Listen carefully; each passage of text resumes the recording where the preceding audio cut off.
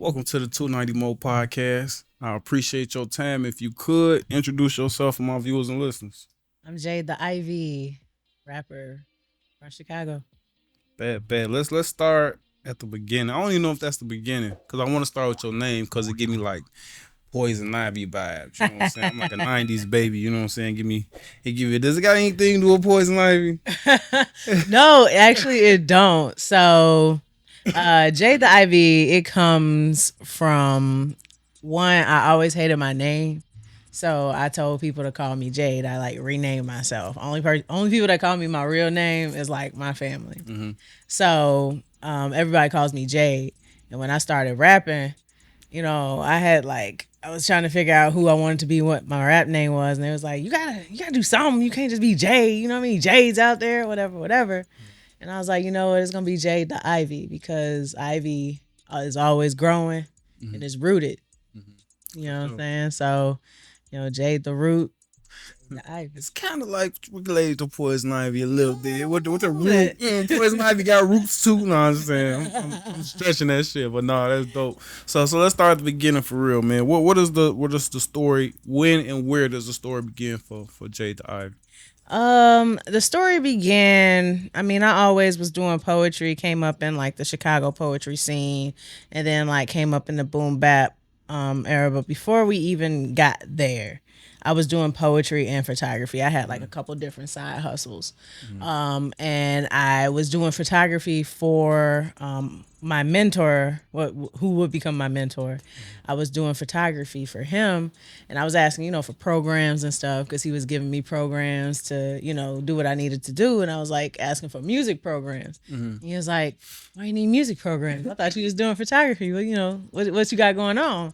And I'm like, well, I'm trying to get into rap or whatever, but I don't know. I do poetry. So he was like, let me hear something, spit something. I spit something, and he was like, you should rap. Mm-hmm.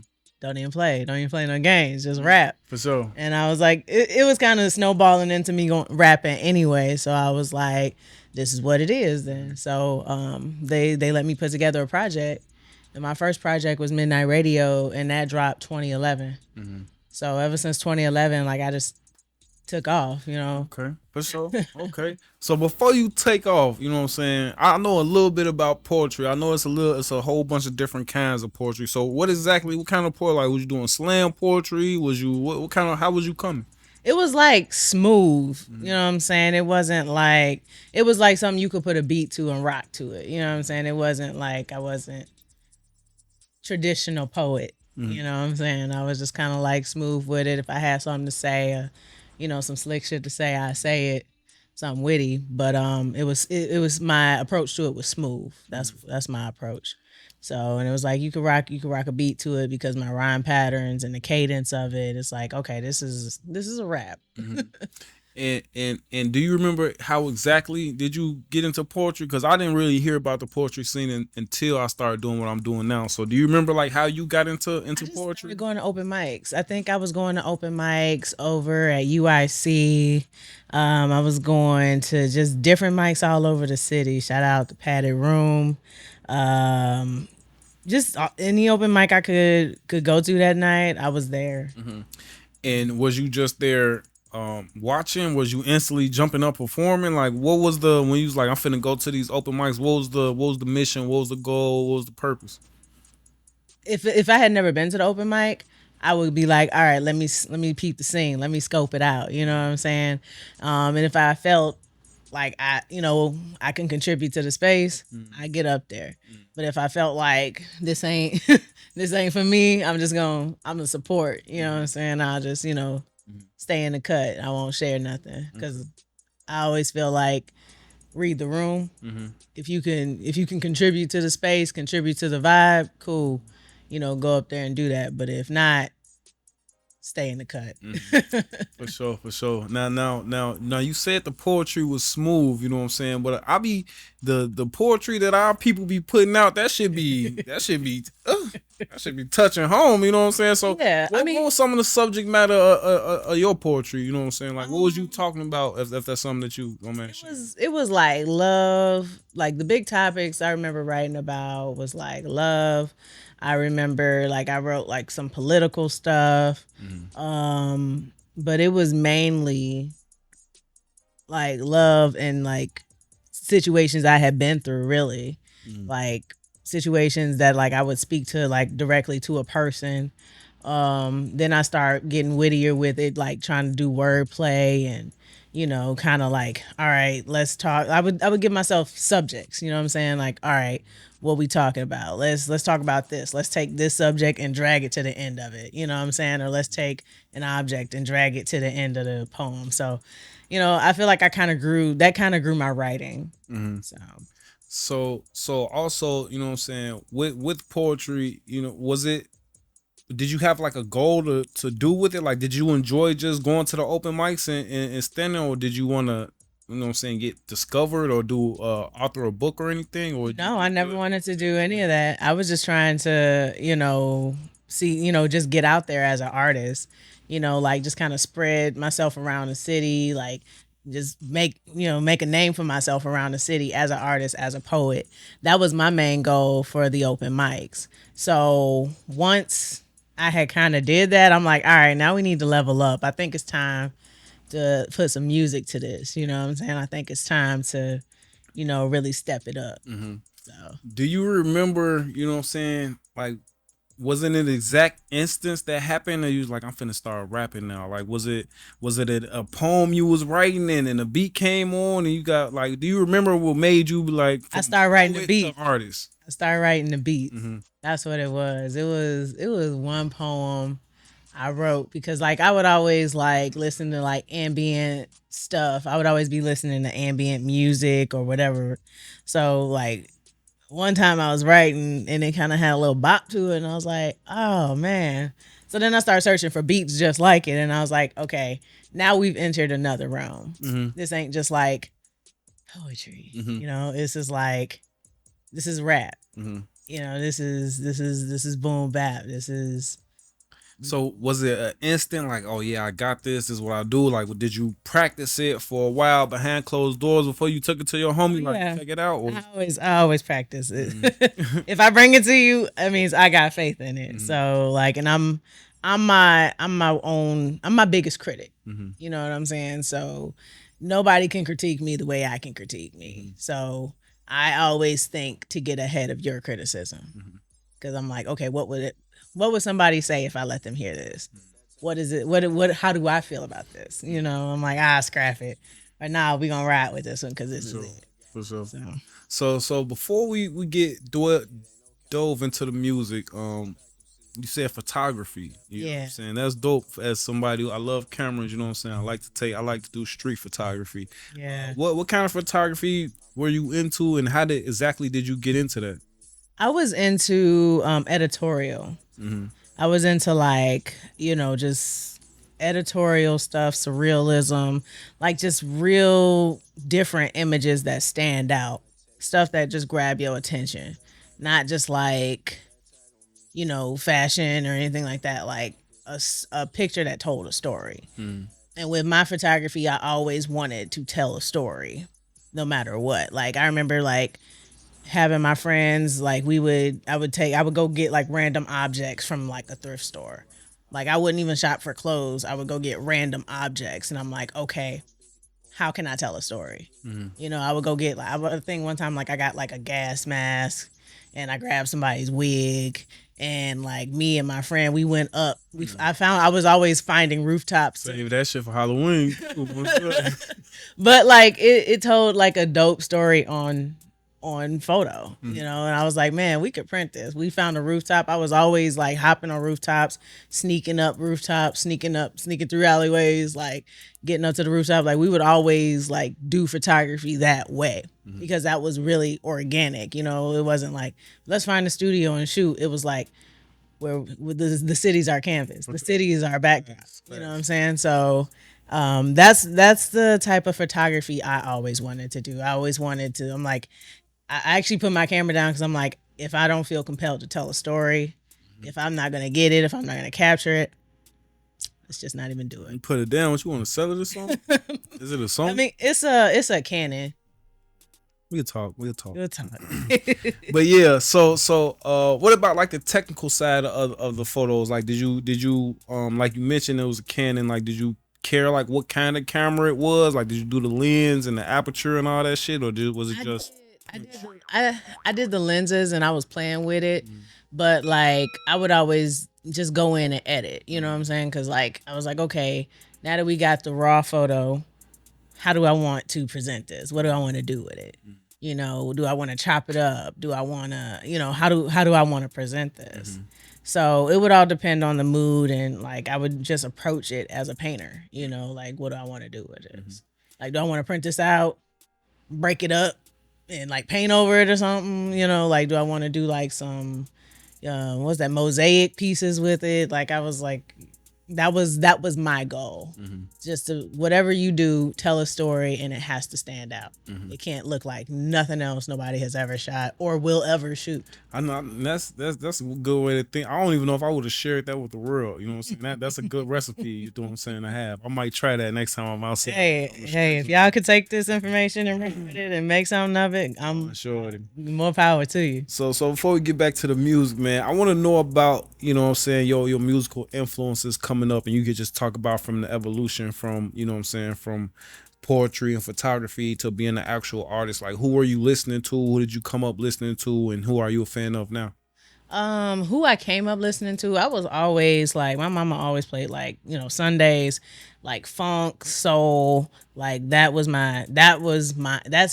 who I am at the core of me, like funk and soul. Prince, the Commodores, all of them, you name it, I love it all. You play some Rick James, like I can't help but to, you know what I'm saying, Rick James, that's my dude. But yeah, like that's who I am at the core of me. And I remember, I'm gonna go forward then go back. Do you think? When I formed my band, that's what I wanted. I was like, I'm gonna write a song that sound like the Isleys. I'm gonna write a song that sound like them. I'm gonna write a song that sound like this. I need this bass funkier than ever. And my uncle, he was my bass player, and we have a long line of bass players in our family. Like everybody in the family got a bass. So when we at the family function, everybody talking smack about their bass and how they got this and they went and got this and they bass souped up, you know what I'm saying? And your bass not fucking with my bass. And I'm like, okay. And I remember when I was like, I'm looking for a bass player, and I tapped my uncle.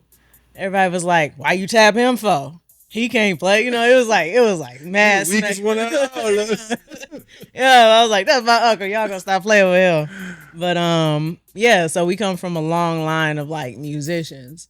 So, and they played with a lot of like the big names back in the day when they came through Chicago, like the OJs, and they graced those stages. My uncle played for like a lot of blues fests, just like sat in with them. So I was like, they are more than qualified, and they played with these people, so they know exactly what I'm looking for.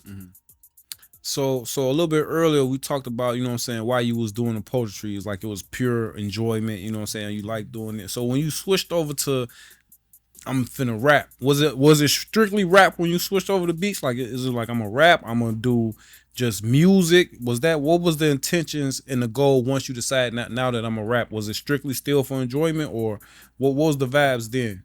When I put my first project together, it was like just raw, like everything that I was going through, I just needed to get it out. And like it came from a place of like, now we're rapping, so it's got to be in rap format.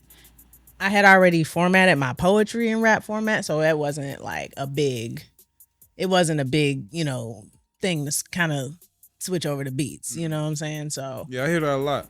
so it was easy. Once I got up and moving, I was like, we here. We here. I will say it became real easy. It became so easy I wasn't challenged. So I was like, all right, we gotta switch it up. We gotta do something. We gotta do something else. Cause I mean, my go-to was like Dilla beats, like Jay Dilla and boom bap. Like that was my go-to. You know what I'm saying? That's what I knew. That's what I came up with that was kind of like second nature. You know, like what's the first thing a baby grabs when you wake up? You know what I'm saying? Like it's just second nature. It's what you do. So I was like, you need to challenge yourself more. So I got a band. Is that challenging? It's yes, Okay. because it wasn't no beats. We made everything from scratch live. What makes a group a band? Is there like a Bass, criteria? drums, So that you got a real. Hey, turn that shit down. bass, drums, keys, guitar, Uh-huh. lead guitar. Oh my god, it was crazy. It was. So what's so okay? So the name of the band, It the was just Jade the Ivy. I had called them the Vines at one point. They had called themselves the Bully Band at one point. Like, so how was you coming? You know what I'm saying? So you know what I'm saying? You had your lead vocalist, so you was the lead vocalist. I was the lead vocalist and I had background vocals. I would have my background vocals. It was like 7 of us on stage. Like every time, like it didn't matter if the show was like 30 minutes. It didn't matter if the show was 45. It didn't matter if it was an hour. It was still 7 of us that showed up. That sounds dope. What's the best part about being a part of a band?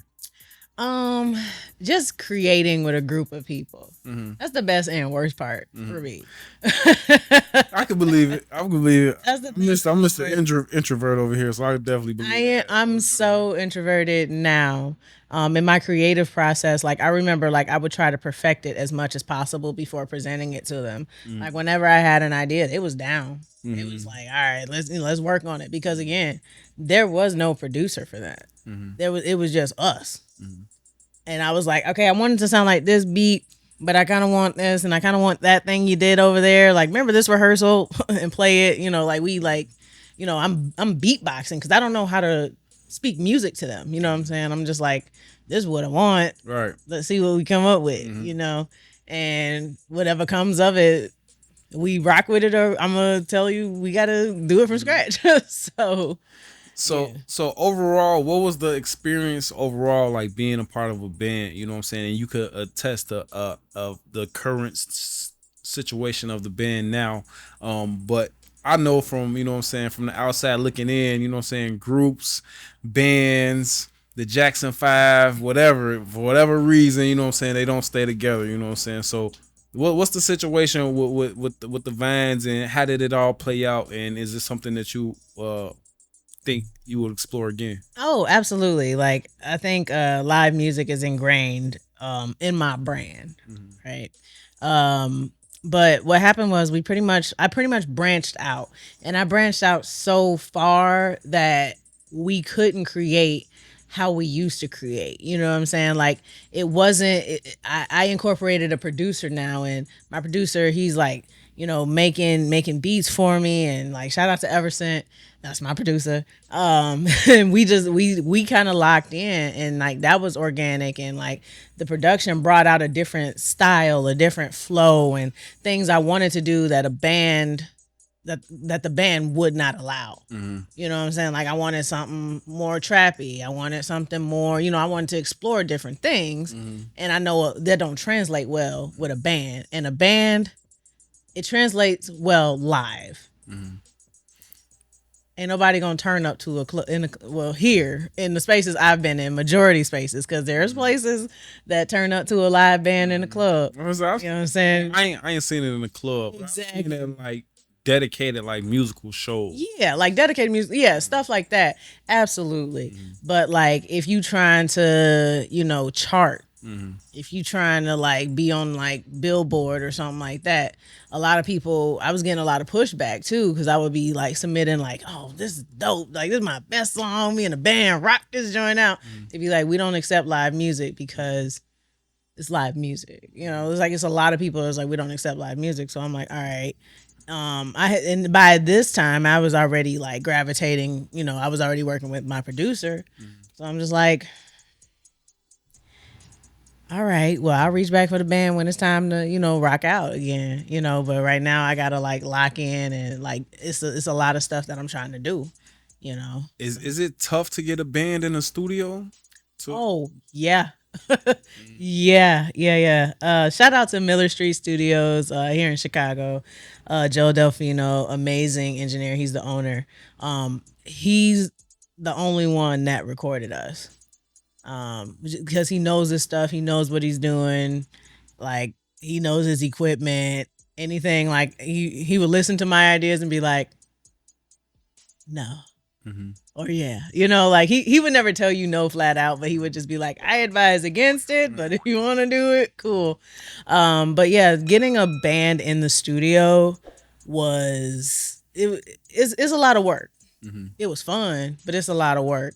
And then trying to figure out the flow, because I did a lot of this like just trying to like I just kind of dived head first and like let the rest will follow, like just figure it out That's as how we I go. do everything in life. Yeah, so I was like, okay, what do we record first? Like, do we record all together? Do we record just the drums and then go like, okay, you record? No, that's you tough, record. Joe, because you got So many ways to do it. drums got microphones and shit. Yeah, and then like if y'all in the insane. same room, is this person gonna bleed on this person or whatever, So, for the most part, we would lay the drums, Mhm. and then I would lay the bass, and then I would lay the keys, then I would lay the guitar. Like we'd be there like 9. I would block out You like laying all this stuff, or you directing, orchestrating? orchestrate. So okay. My cousin said I was pulling a James Brown. Oh yeah. You know how James Brown, you can hear it in his songs, but like how he orchestrates the band and like instructs, like he was like, I need it in D. We about to switch, meaning we about to switch to D. Like I need everybody to fucking switch to D. Right. Then this is middle of the song, middle of recording. I need it in D. Right. I need it. Y'all ready? Make it hot. Ready? Oh, sure.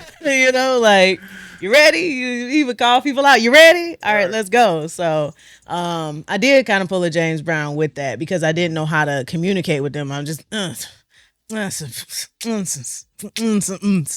like, oh, okay, and then they just start vibing on what I'm doing. So I appreciate them and my brothers for rocking with me like that. But like recording was definitely like I would book like hours and hours and hours of time. Like I think I would like book like 40 hours just to record, just to make sure like whatever we laid, it was like we were able to go in and redo it. Like okay, if the bass is sounding a little funky, guess what? The bass is recorded separately in its own take and its own, and I'm pretty sure there's like a better way to record or whatever. There's somebody gonna They'll let you know in the comments. yeah, you should have recorded like this. Anyways, this is how I have recorded. And basically go back and be like, okay, I don't like what I did. I think I want to go back and redo it. Blah blah blah blah blah. The bass can have his own take. We can take it out or whatever. So. For sure. That's dope. So also when you get into music, well, before you ask you that question, I want to know about, what I'm saying, with being in the band, did you ever get into or have to be in situations where you had to manage like the temperaments of everybody? Like the music part is cool, but people still need rides and maybe somebody's equipment isn't working. Like how did you handle like the human aspect of the art side of everything, or was everything peaches and cream? I mean, I would always get ahead of that. Like, hey, everybody good? Y'all need a ride? Because I've always lived like on the outskirts of Chicago, or I was always the one with the car when I was in Chicago. So I was like, y'all good? Y'all need a ride? Anybody need a ride? Going once, going twice, and then I'll be like, I'll pick you up on the way. Anything with equipment wise, they pretty much handle like any equipment mishaps. So what I'm gonna ask, so we ain't had no beef between the drummer and the bass player and the lead vocalist against the, you know what I'm saying? You ain't never had to mediate any situation like that? I never really had to mediate because like any disagreements they had, they figured that shit out. Okay. And I appreciate them. Okay. Because I'm glad nobody threw no punches and nothing like that. So that's a lot of people to get on the same beat. I'm sure you gotta get all these niggas on the same beat. Oh, sure. Yeah, nah, ain't nobody ever punched nobody or nothing like that. It never got physical. Things may have gotten like a little heated, but like everybody would like just kind of simmer back down once they realize like time is money, and then we'll hash it out like over text or like have a phone call and be like, yo, this is, you hear this shit? Because like I would always record rehearsals. So like we'll just hash it out after we heard it and be like, okay, or listen to it and be like, okay, you was right, or that do sound a little good, whatever. We gonna go that For way. sure. So is the band on a hiatus? Is it retired? Is it Right now, it's just kind of put on the shelf okay? because I'm trying to like the music that I'm focused on. The music that I'm currently making is not live. Is me and my producer. So we have like a lot of stuff, a lot of content to put out in terms of music, and it's all beats. So at the moment, I kind of like put them off to the side because it's like we not in that live. We're not creating live right now. So are they rocking out without you? Did you like make the whole make the whole Django Tower fall down when you took your piece out? Like, everybody, I think everybody's kind of doing their own thing right now. And I think at the time when I first started, like, linking up with my producer, and I'm like, hey, guys, like, do y'all think? Because I was trying to fuse the two worlds, and they weren't fusing. They weren't fusing. I think because my band, they're traditionalists when it comes to playing. Like, especially my uncle, he an old head. He want to play the whole bass line. He don't realize, we'll take a little piece out and sample it. He don't like that. You know what I'm saying? My uncle, he want to play the whole thing. You cut my bass line in fucking half. He going off. I'm like, oh, I was like, just give me a week. I got you. I feel you. I feel where you coming from. We ain't gonna let listen till it's done. Goddamn. Yeah, I remember one time we were doing a song, and he was like, I got to play the whole thing, and don't you cut me out. I'm finna do a solo in this moment.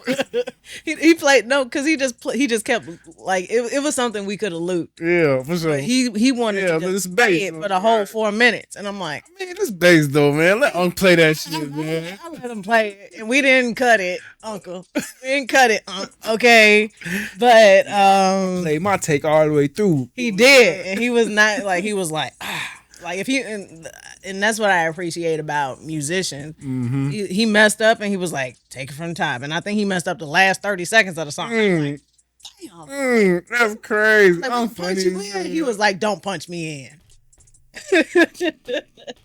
So I love him for that. I definitely love him for that. But yeah, I just feel like these songs don't call for a live band as far as the production goes. Now, when it's time to play these songs, a band would it would sound like I'm stomping. You know what I'm saying? So, I'll probably have like my band back for like the shows and stuff. Okay. So, with the transition from live music, from live performances, and to more studio work, does the art change in any way, shape, form, and fashion? Like, are you coming differently in any way, or is it basically Jade like she was on stage, just in the studio now? It does change.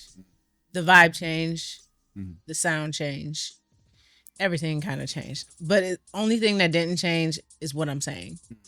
And I think now, because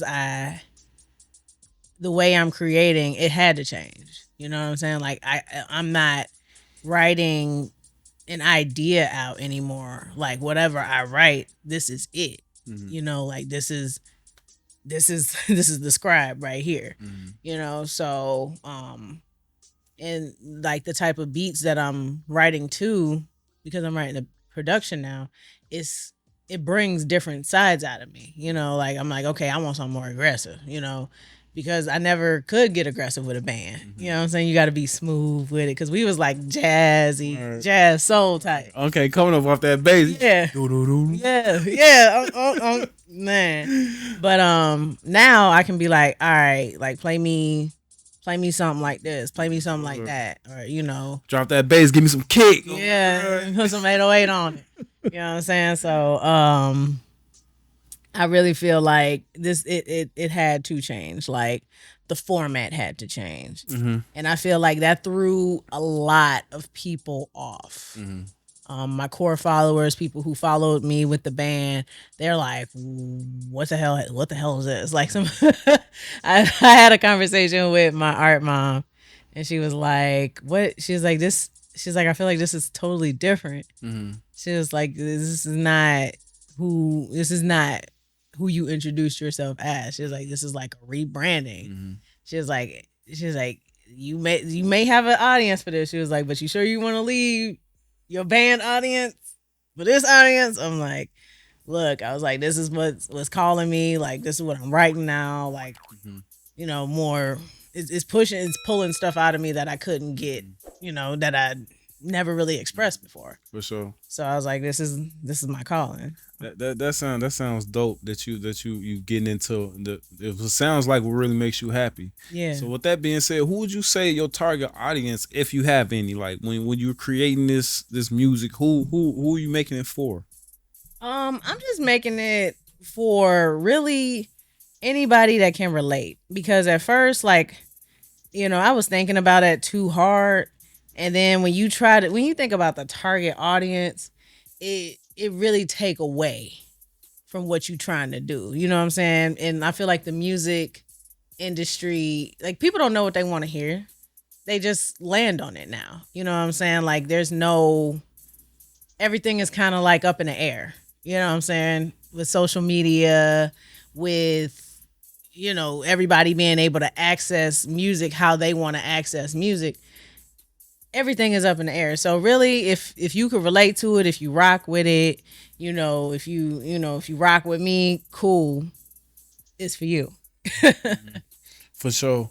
Also, with that, you know what I'm saying, do you ever like pay attention now, especially now that you're, you know what I'm saying, paying more attention to the production, that you're sitting behind the scenes, like in the studio and things like that? Do you pay attention to things like, I need one for the radio, I need one for the ladies, I need one that the guys can vibe to, I need one for the club, for Lakeshore Drive? Is that something that you pay attention to, or is it just a vibe? Me and my producer, we locked in with that, because like, I gotta have the radio edit, I gotta have the instrumental, I gotta have the acapella, I gotta have the instrumental without this, I gotta have the acapella without that.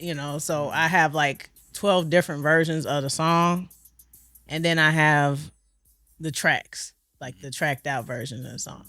I'm always like, okay, this feels like this, but I want this to feel like that. I want this to feel like we on Lakeshore Drive with Velvet on or something. And he'd be like, I feel you, like, I want it to be smooth, or I want to, I want to sound like, we in Atlanta in a trap house, like, like, I want this to cater. I do, because I do go to Atlanta. I do, travel to the South. So I'm like, we need something. We need something for the strip club. We need something for people to dance to. We need something for the club. We need something for the radio. You know what I'm saying? We need something for different markets. And he's like, okay, cool. So like, I'll lay down like a song, and then he'll be like, he'll start playing with it and tweaking it to like other markets. For sure. Oh, that's dope. You know what I'm saying? He real. He real valuable. I'm sure. Oh man, we locked in. Uh, and still talking about being locked in and excluding your producer. You know what I'm saying? Talk to me about your support system. I talk to a lot of artists, and they be like, you know what I'm saying, my biggest supporters is people I never met or seen a day in my life. What's your support system like? And you can just talk, attest to the evolution from being in the band to now, if you could. When I was in the band, I had a lot of support locally, like here in Chicago. But when I flipped the switch over to tracks, that switched. All my support is not in Chicago. None of it. Like, I'm looking at my analytics, I'm looking at my data, I'm looking at who's streaming it. It's all South and East Coast. Like, it's kind of like everybody but Chicago. It's wild. How does that make you feel, being a native Chicagoanian? Chicagoan. At first, it hurt. But then I was like, you know what? This ain't just my story. This is everybody. This is everybody who left. This is everybody who, like, I remember going to Atlanta. You rarely meet somebody in Atlanta that's from Atlanta. Atlanta, in Atlanta. You see everybody from Chicago. You see people from North Carolina, South Carolina, Houston, Louisiana, L.A. You rarely find Where the Atlanteans around this motherfucker? somebody from Atlanta. Gucci Man, the only one left. You rarely find somebody from Atlanta in Atlanta. So with that being said, I feel like that's Atlanta. That's half of Atlanta story. Like I was at home, they ain't rock with me, but down here I get so much love, and that's so true. Because when I went down there for a weekend, I was overbooked and busy. I barely slept. Like I got I got a really nice hotel because I was like, oh, I'm gonna wake up and do this. I was here, I was here, I was here, I was here. I was sitting in traffic to go here. I was all over the place. Like and the opportunities weren't just like they were big opportunities, and I was like, wow.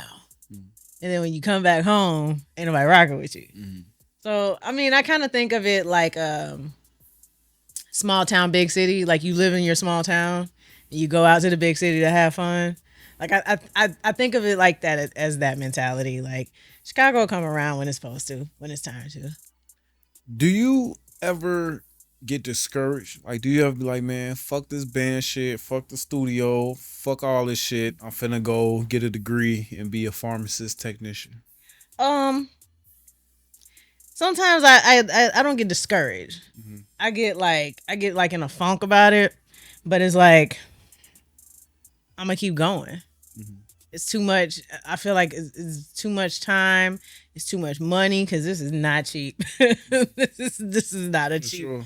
industry to be in. Like anything Creative isn't. is not. It isn't. It isn't. And I've put a lot of money into it.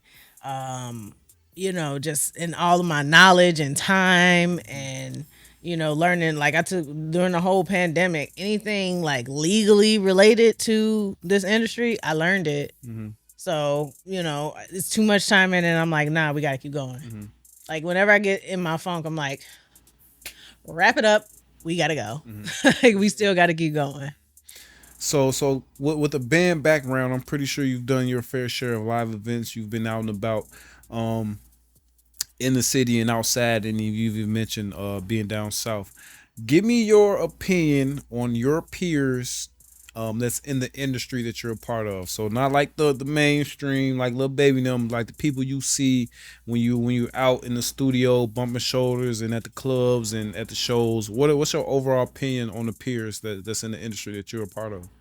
Man, I love to see them out here grinding, and I hope they all get on. I hope they all get what they want. Get what they're working towards. Because again, this ain't for the weak. You know what I'm saying? This ain't for the faint of heart. Like I see people out here putting blood, sweat, and tears in it. You know what I'm saying? Whether you rapping about this or that, no matter what, you still putting that work in. You still grinding, and you still making a way for yourself in this industry. And I hope you get on. For sure. That's dope. That's a nice ass response. So you ain't got no beef with nobody in these streets now. Look, I keep it. I was really, really trying to keep it PG. Hey, I know a gangster when I see one. I'm studying. Nah. Because I genuinely want the best for people. That's the type of person I am. So I really want for people to get on. You know what I'm saying? I love to see I'll say this because I noticed this, right? A lot of like conscious rappers or anybody, a lot of people don't like Sexy Red. I personally love the conscious. I love Sexy Red. I love Doja. I love Megan. I love Rhapsody. I love Bahamadia. I love Erykah Badu. I love Lauryn Hill. I love all of them, right? And I feel like they all can coexist. Everybody's got a lane. For sure. This is a highway. You know what I'm saying? Everybody's got a lane. It's okay. I think people who like, you gotta be like less judgmental. You know what I'm saying? Yeah. Why you don't like the girl for what? Because she don't talk right. I'm sure. I mean, I again, she's done the work. She, whether you like her content or what she puts out. She's done the work. She's a woman in this game. I She's like. making a I way. love to come up. When I see the Yeah, come up like Hug, Glorilla. When I see I people that love come that. from nothing, it motivate me to continue doing what I'm doing on Shorty. They was Exactly. just doing what they was just with me on Shorty. So I love it. it's definitely motivation. I believe we all can coexist no matter what you rap about. Like, and if Mhm. it's not, if the content and the topic is not for you, then it's not for you, and that's okay Mhm. to say that. But don't like I never believe in like bashing somebody because I didn't agree with what they were saying and what they was Mhm. talking about. You know what I'm saying? I could still find like, you know what? I hope that I hope you get what you're working for. Mhm. You know what I'm saying? I hope For you sure. get, I see the come up, like you say. For sure. So a little bit before we got on camera, I think you mentioned like your assistant wasn't here with you or something like that. If you could, are you with any labels, any management situations, Mm. any teamwork, any collaborations, any situations that you're a part of? I am a part of a situation. And if you could attest to that, what kind of situation is that? I have a distribution deal with Sony. Mm-hmm. Um, and it's been pretty cool. You know what I'm saying? Before, I was. No rich motherfucker, honestly. I can smell money. Oh man, I look, man, I ain't even rich like that. I ain't rich yet.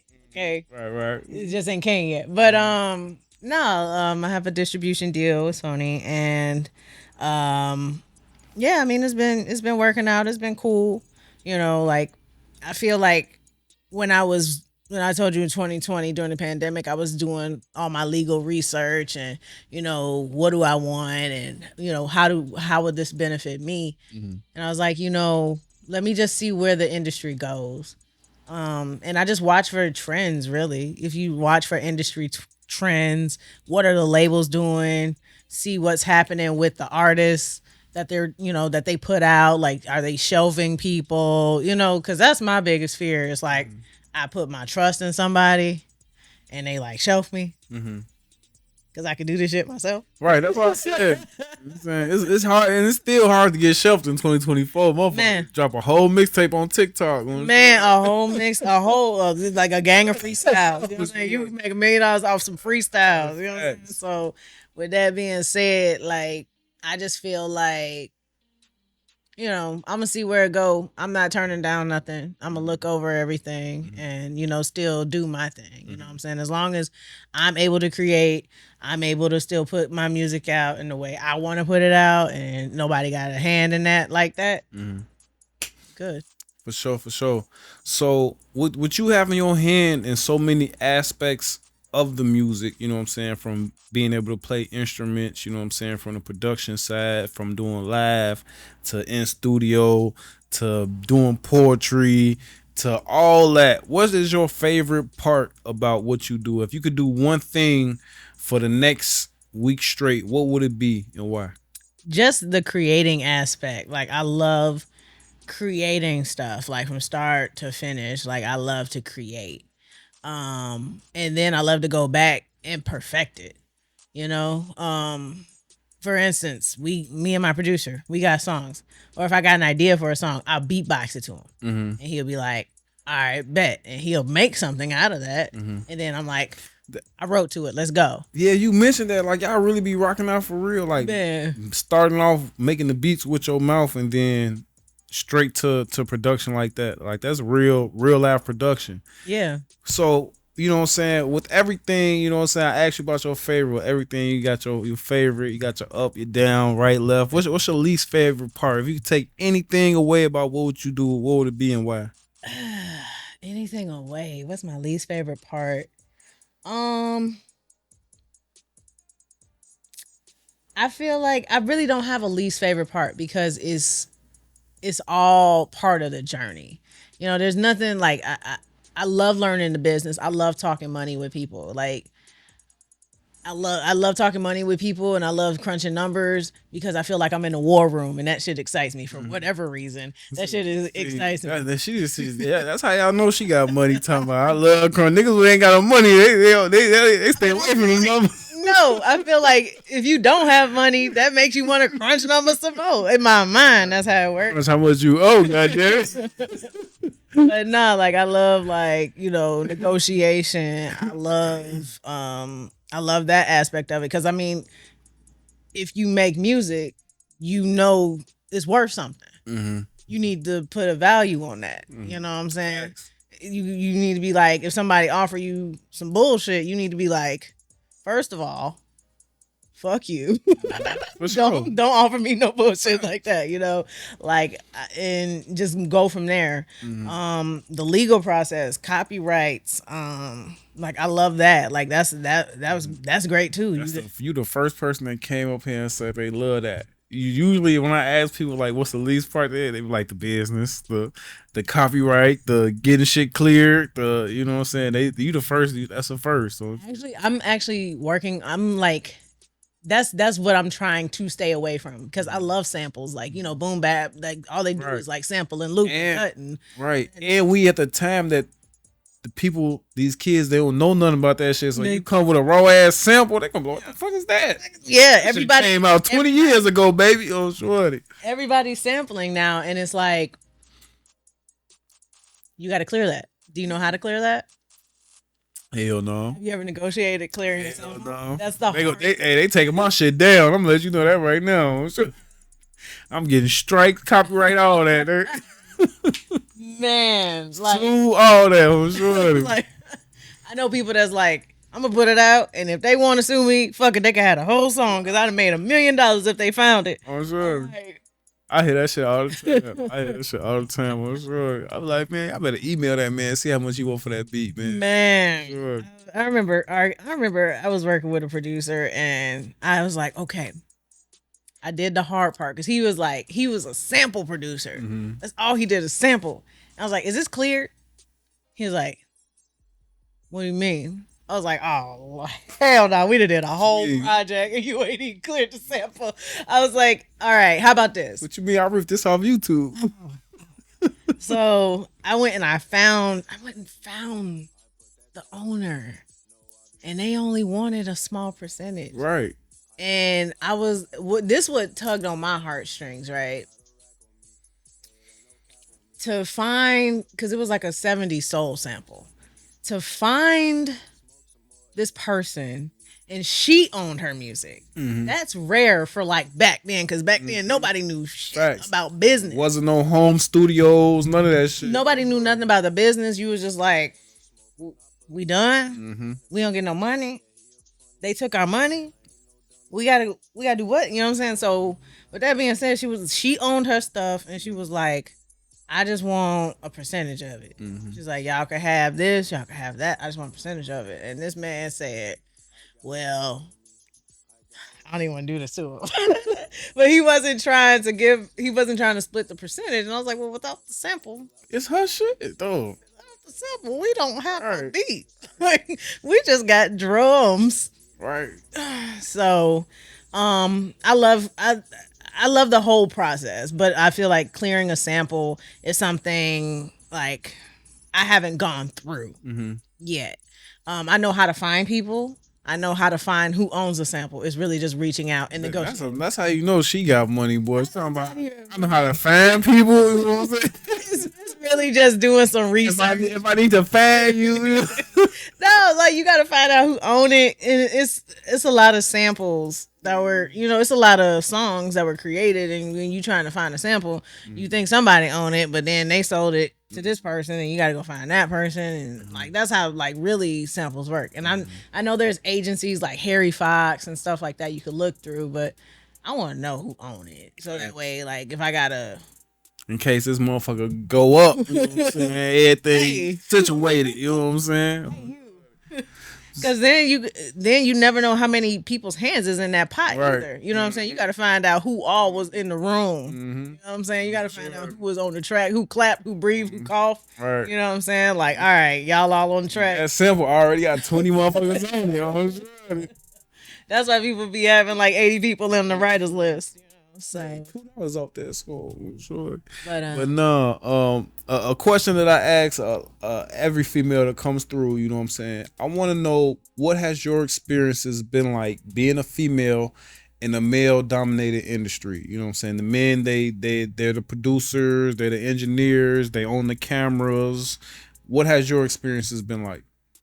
actually, my experiences so far, I've been fortunate enough to not have really experienced any like have any bad experiences. Mm-hmm. I feel like the people that I rock with and the people that I choose to create with, they respect me. I don't ever feel like I'm over like I gotta over talk or like you don't respect me as a woman. Mm-hmm. You know, and if that is the case or if that ever was the case, I it didn't that relationship never grew into anything. It just kind of dissolved. Mm-hmm. You know, so I've never really up until this point I've never really had like a bad experience Mm-hmm. in like the male dominated field. Oh, that's dope. That's good. That's good for sure. Cause it's not even, you know what I'm saying, not even just the creep shit, you know what I'm saying? It's a lot of guys who get intimidated, you know what I'm saying? Because Yeah. there's a lot of women right now who's really like at the top of these charts and the top of these, you know what I'm saying, who people want to see lists right now, you know what I'm saying? So I know it'd be a lot of sometimes I talk to a lot of artists and like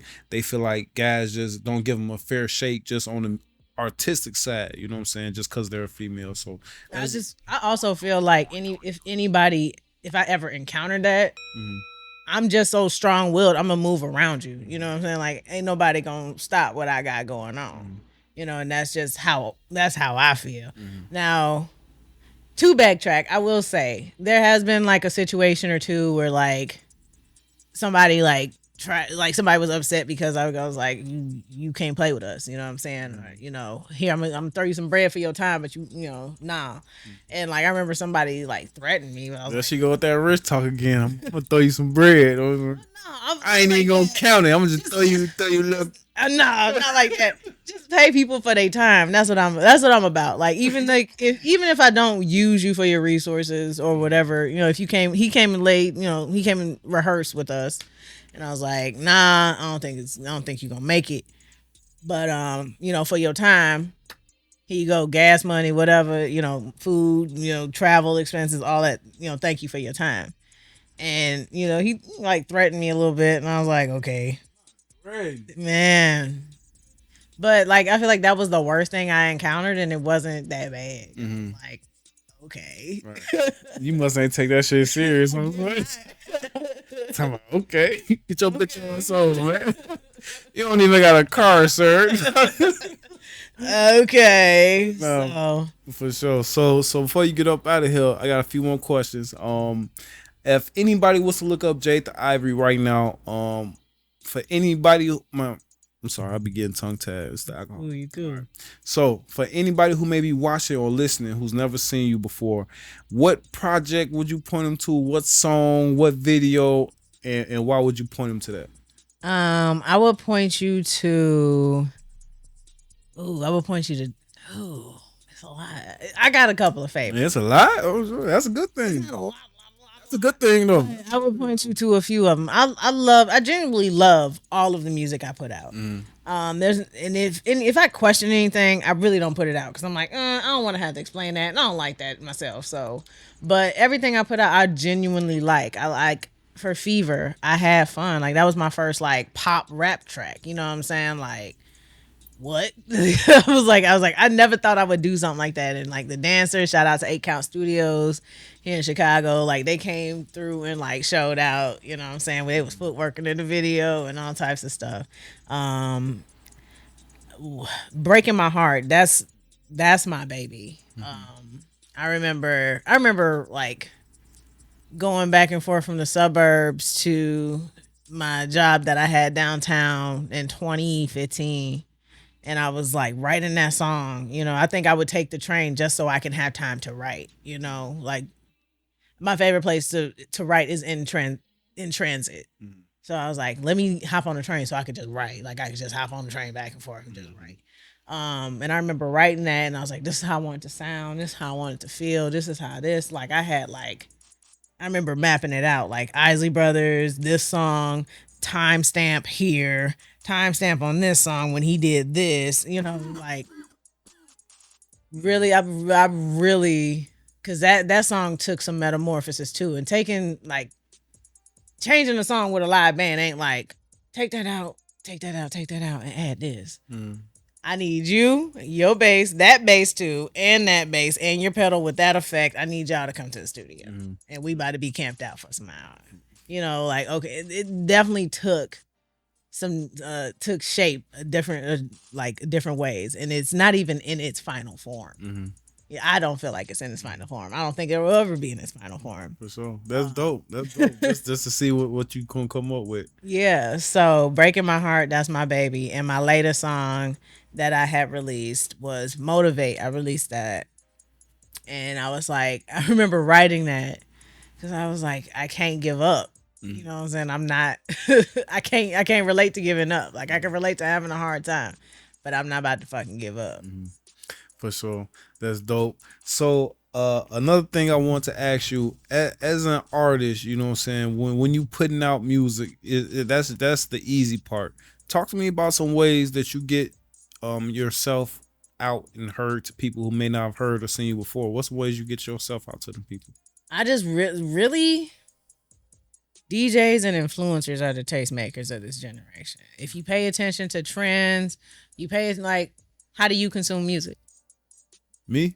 YouTube. YouTube. Yeah. Who do you follow? Like just music wise, like do you follow like any DJs, like them people that be spinning records and stuff? Nah, I just search music. I get music from my little shorties when I go outside. I'm old now. Sure. Understood. But they like you have an outlet. Mm-hmm. You gotta. I would put my music in their hand. Mm-hmm. Yeah, for sure. And you just got to figure out outside of the distribution services who to shop it to. Mm-hmm. So just really like my advice is to pay attention to the trends. See, match yours, put your song along wherever you want to be, and ask yourself, will it go? Okay, cool. Who's spinning and putting this music out? Who's focused on this music? Who's focused on this sound? Who's an influencer? Who's the leader of this sound? I'm gonna give it to you. For sure. That's dope. What is the goal? You know what I'm saying? When you spoke to the trials and tribulations and what's the goal when you sit back in your rocking chair and it's all said and done and it's complete? I'm in the old home. Well, what is your story gonna look like? I would like my story to look like I made a living off of my art, and it was a fulfilling life. Like music, it was music, and everything was great. that's that's what I would like for somebody to put in my obituary at the end of my life. Like she made great music.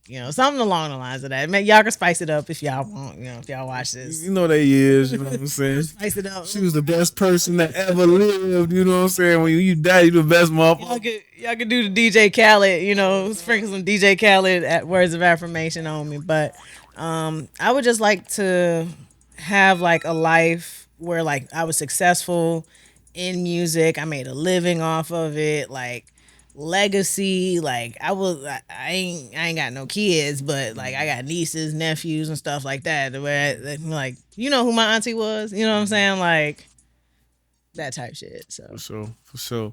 Well, I definitely appreciate your time. It's the most valuable thing we got. That's why they be trying to lock our ass up. On Shoy, before you get up out of here, if you could let the people know where they can find you on social media, where they can find the music, where they could possibly work with you. You know what I'm saying? All that good shit. Oh man, y'all can follow me everywhere at Jade the Ivy on X or Twitter, whatever it's called. It's Jade the Ivy. It's Twitter. It's Twitter. And you can follow my music and all that. Jade the Ivy. JADETHEIVY. All right. Definitely appreciate your time. Enjoy the rest of your evening. In a minute, gang.